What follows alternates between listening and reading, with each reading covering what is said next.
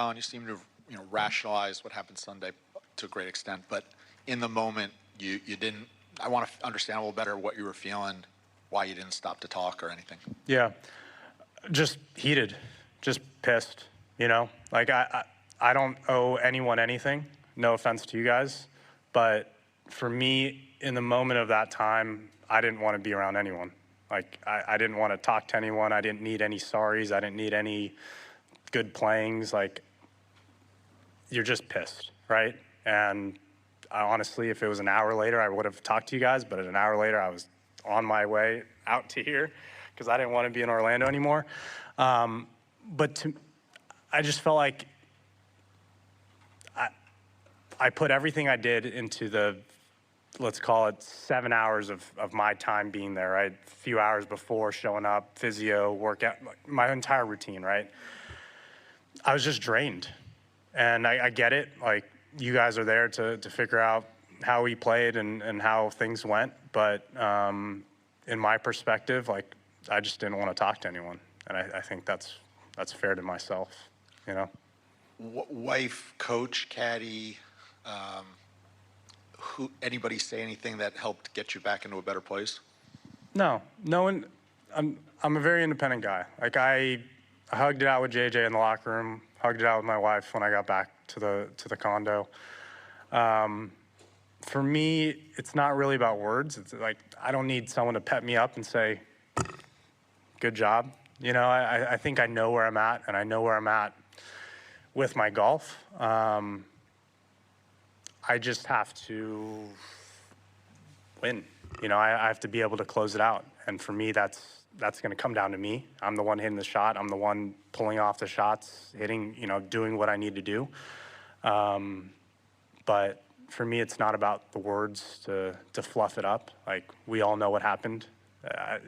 I think the people my team knows, like, I don't need the fluff. Like, I'm not about the BS and saying, all right, good job. We're doing better. Like, we're going to win next week. Like, no, we know what our goal is at the beginning of the week. It didn't happen, but it's a lot better position than finishing 40th. All right, we have time for a few more. We'll do Gabby, Brody, and Alex. Collin, in figuring out those Sundays, do you look back with your team and say, are there certain tendencies, either mentally or physically, on those final rounds, or is it kind of circumstantial what happens depending on the day? A little bit of both. I felt like this week or last week I was hitting it a lot better than I have essentially all of last year and all of the last couple of years to go into a Sunday. Started off with a couple squirrely 9-irons on 1 and 3, and to me, that just factors into how I was playing on Saturday. Like, Saturday, I was playing so well that you kind of just, not hope, but you kind of go into that mindset of, like, let's just do the same thing, when in reality, like, it's not the same. It's, I need to hit this shot to 15 feet, and if I don't, then that's a bad shot. So it's almost a sense of urgency. Like, I tell you guys I like the pressure. I do. Like, I didn't feel like I was hitting it great all day, and on 17's a very, very tough hole, and I felt like I hit a pretty good shot, and the wind just didn't really take it all the way. And for me to hit that shot when I didn't feel great, and then even on 18 to hit a drive when I knew I had to hit the fairway, like, sometimes when you have to do things, you pull them off. And I think for me on a Sunday, there just has to be more of a sense of urgency. There is, but there isn't. And I think I can do a little bit better on that. Okay, Brody, go ahead. Collin, you've just answered 20 questions probably about Sundays and not winning tournaments. I'm always curious what that does to a golfer when, like, that becomes a discussion point. How does that affect a player? I don't know. I'm going to show up on Thursday and tee it up at even par, and hopefully be in the final group come Sunday and see how it goes. Well, I guess in terms of, you're very much taken of, like, I own this, I want the pressure. Does it becoming, you're clearly thinking about it, you're conscious of it. Do you think that helps you? Conscious of? I'm not necessarily winning on Sundays. Do you think there's a benefit to that? Well, I have, like, I'm giving myself reasons of, what I did right and what I did wrong, right? It's, for me, okay, I've played how many tournaments in my career? I've finished second however many times, and I've won however many times. Like, I know this sport, like, it's not going to go your way every time, right?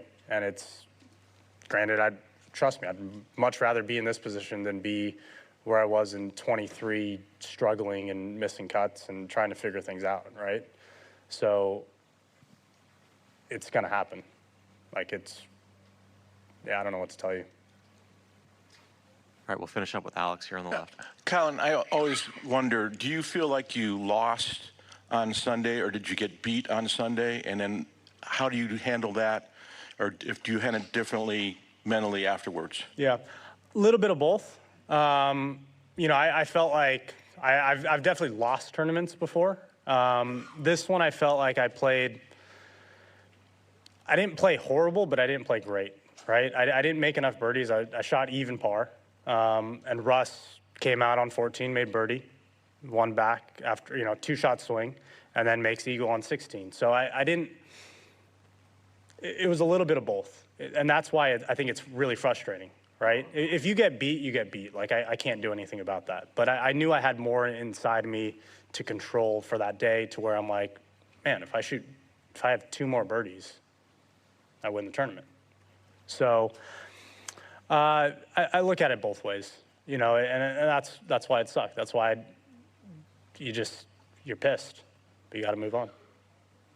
All right, Collin, thank you for the time this week, and best of luck. Thank you, guys. Collin Morikawa addressing the media about the disappointing finish at the Arnold Palmer Invitational and talking about the reason he didn't want to talk to the media afterwards. We saw Rory McIlroy do the same thing in June at Pinehurst, and now Collin saying, I was pissed, I was angry, I don't owe you guys anything. These players are paid handsomely for their work. Is there an obligation to address the Fourth Estate? I think there were 2 sentences Collin uttered in that press conference that jumped out at me. In one of them, he said, we get paid so much money. And the second one was, we don't owe you anything. And he acts as though those 2 statements are entirely unconnected to each other. And it's not necessarily what Collin Morikawa owes the media. It's what does he owe the fans who've invested their hours on Sunday afternoon in this narrative, in the Arnold Palmer Invitational? What does he owe the product that he is now an equity owner of? And I do think there's a nut that needs to be cracked here in terms of what players owe the broader product in terms of answering. And, you know, Greg Norman gets criticized for a lot of things, and God knows I've criticized him for everything. But he never once did that. He got his teeth kicked in the biggest tournaments in the world, and he sat there and answered questions every single time, no matter how much it hurt to do so. A lot of players have done that over the years. Losing a golf tournament isn't life or death. Yes, you're angry. Yeah, everyone gets a free pass once in a while. But the attitude that you don't owe anything to the product or to the fans, sure, if you don't want to owe it to the media, fine. But you do owe it to the fans and to the broader product of the game. You know, and as a player, I sort of stand on a little bit more on the side of Morikawa, where I don't feel like he necessarily owes anybody anything, you know, with regard to the media. But I do think there has to be some sort of acknowledgement of just the opportunities that are presented because of the relationship that players have with the media. I think that we focus on certain players, Morikawa being one of them, because he's a major championship winner. He's a wonderful player. He's got a great personality, and he's a stand-up guy. But it's the play that he exhibits on the golf course which attract us to him. It's the performance that we're attracted to, and that single-handedly falls on the shoulders of the player. And sometimes when you do have a finish like that, you don't want to hang around, and maybe it's just a recalibration on his part. He said it took him about an hour to sort of calm down. Maybe it takes a little bit of time to calm down in the locker room and then comes out and answer questions. And I do think we do speak highly of players that go out, play horribly, bad things happen, they either choke, they perform poorly, or they get beat, but they still come out and they face the music, so to speak. And I think that down the road, I think maybe Morikawa might change that strategy just a bit.